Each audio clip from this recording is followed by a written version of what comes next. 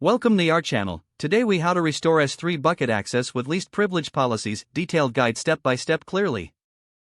Begin by logging into your AWS Management Console. Navigate to the S3 service on the dashboard. Locate the bucket whose access you want to restore. Click on the bucket name to open its details page.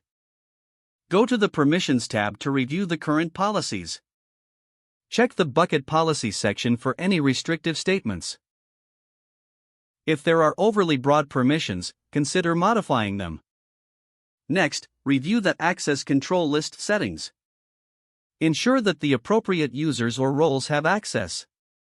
Remove any user entries that shouldn't have access, to adhere to least privilege principles. Proceed to IAM to review user permissions associated with the bucket. Check for any IAM policies linked to the users or groups that require access. If necessary, create a new policy with the least privilege model. Define permissions that explicitly allow only the actions required for users.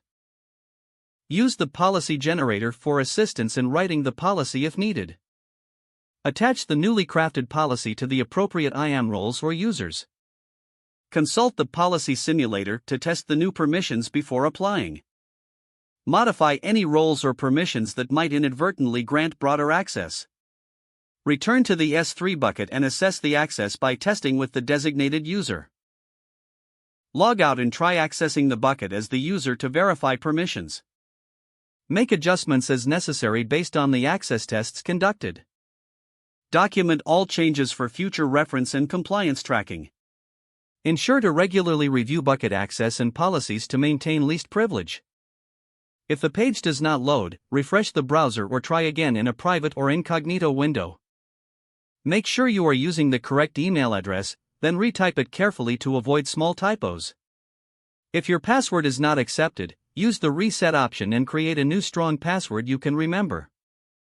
Check your spam folder for verification or security emails, then complete any requested confirmation steps. Enable two-factor authentication if available to improve account security and reduce unauthorized access risk. Don't forget to like this video and subscribe to our channel for more step-by-step tech guides.